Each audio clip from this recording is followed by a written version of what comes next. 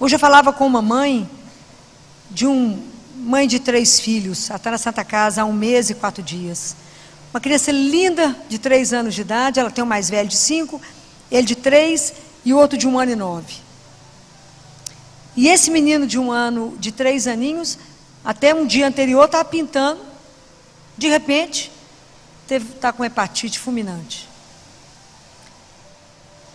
A situação é gravíssima. E é um menino para transplante de fígado.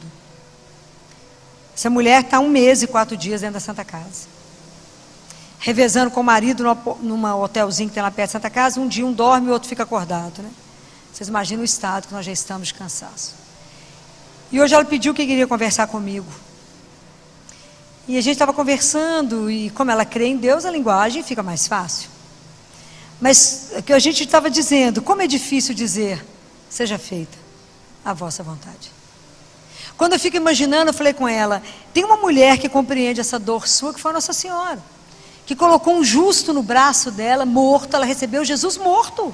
Nossa Senhora não sabia que ia ter ressurreição. Nossa Senhora foi a única pessoa que acreditou em momento de contemporaneidade.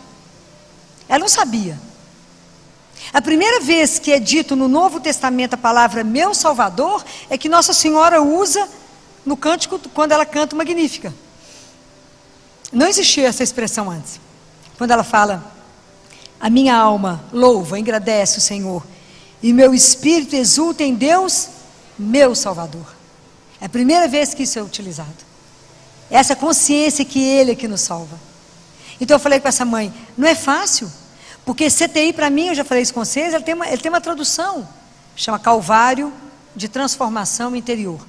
Ninguém mais consegue ser a mesma pessoa depois de passar por lá. E eu falei, a primeira lição do CTI é que nada nos pertence. E eu falei, eu tenho que te dizer que esse menino não é seu. E é duro, porque é um menino lindo. Né, gente? Falar, claro que a gente conversa e chorando, né, gente? Chora você e chora a mãe.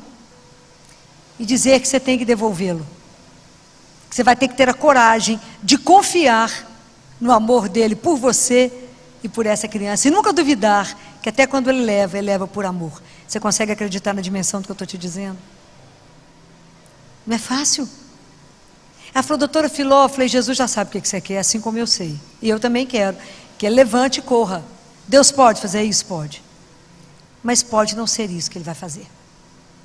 E pode ser que você não volte com ele mais para casa. E ele morra. Você consegue dizer a ele, pode ir, porque um dia eu vou te rever? Você crê de verdade? Eu falo, domingo, falei com ela, domingo nós vamos celebrar a Assunção.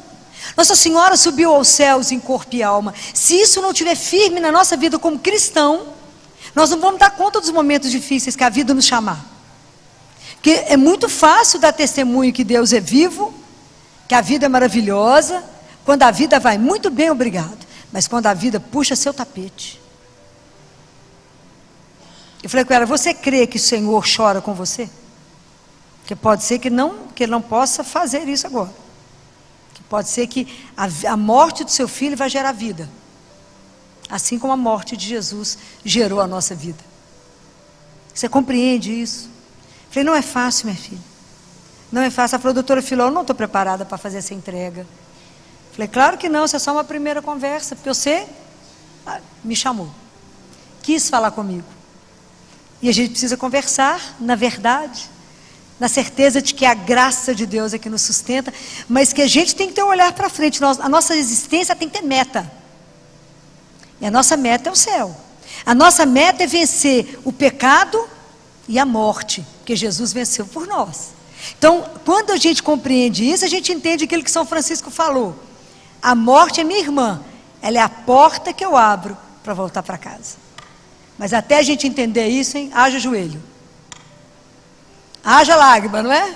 Haja lágrima. Compreender isso para Jesus.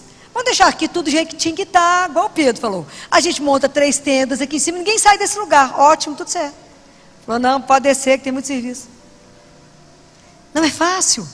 Mas a nossa vida cristã, ela tem que estar sedimentada naquele amor que eu falei com vocês. Se eu não tiver consciência desse amor, cada perda que eu tiver, nem estou falando de entregar um filho, de entregar um pai, entregar uma mãe. Às vezes por coisas menores que a gente desorienta. A gente tem que entender, a minha vida, ela é bem-aventurada. Eu sou desejada, querida, sonhada e amada por um Deus que cuida de mim. E que tem uma proposta de vida maravilhosa, mesmo que o mundo esteja falando que não. Mas eu sei aonde eu vou. A Assunção é para nos fazer pensar nisso. Porque ela para nós é o sinal de esperança. Ela é o ícone. Por isso que Nossa Senhora é a porta do céu, porque ela já abriu. Ela já entrou, ela vai abrir a porta. Tem música que fala porta do céu. Quando eu chegar, que a Senhora abrir a porta e dizer, entre, meu filho, eu estava te esperando. Entra que a casa é sua. Eu deixei morrer, não dá para viver umas coisas bacanas. A gente que não pensa nisso. Mas é espetacular isso. Saber, né, quando eu falo dogma de fé, que o Papa pronunciou. Dogma não é a devoção do Papa, não, viu, gente? Dogma é uma verdade de fé que a igreja estudou. O primeiro Papa a começar a falar disso foi o Papa Sérgio I. Então nós temos que conhecer a história. Isso tudo foi estudado, pensado, rezado, o Espírito Santo conduzindo. A igreja não é do Papa, a igreja é de quem? A igreja é de quem? Isso, a igreja de Cristo. Ela é esposa dele. Né? Então nós temos que entender que ela é nossa mãe. Então quando ela orienta alguma coisa, é porque isso já foi uma verdade estudada. Então nós temos que lembrar que a nossa vida também é uma vida de ascensão. Todas as vezes, assim como Nossa Senhora, ela foi crescendo, ela foi ascendendo, depois ela só foi assunta ao céu. Nós também temos que fazer esse movimento. Jesus fala isso para uma mística, ele fala, peça a seu anjo da guarda para sempre te elevar um pouquinho mais. Para te elevar um pouquinho mais. Quando é que a gente vai fazendo isso? À medida que eu penso, que eu pego a palavra de Deus, medito, transformo isso em ação, eu obedeço, né? Então eu escuto, eu obedeço o que Deus me pede. Depois eu confio. Ou partezinha difícil, né? Não é? Confiar? Porque a gente acha que ele está demorando, que ele está meio lento, ou que ele não escutou direito. Jesus foi assim, eu combinei, eu vou te perguntar ou você vai me perguntar? Será que eu fiz o combinado certo? Que a gente fica aflita. Como é que é difícil abandonar? Como é que é difícil no escuro falar, faz o que o Senhor quiser porque eu confio. Foi o que eu falei com essa mãe. A senhora confia de verdade no amor de Deus pela senhora? A senhora ainda acha que a doença do seu filho é porque Deus está te culpando de alguma coisa? Deus está cobrando alguma coisa? A senhora pensa nisso? Porque a gente pensa, o que eu fiz de errado para Deus fazer isso comigo? E não é isso.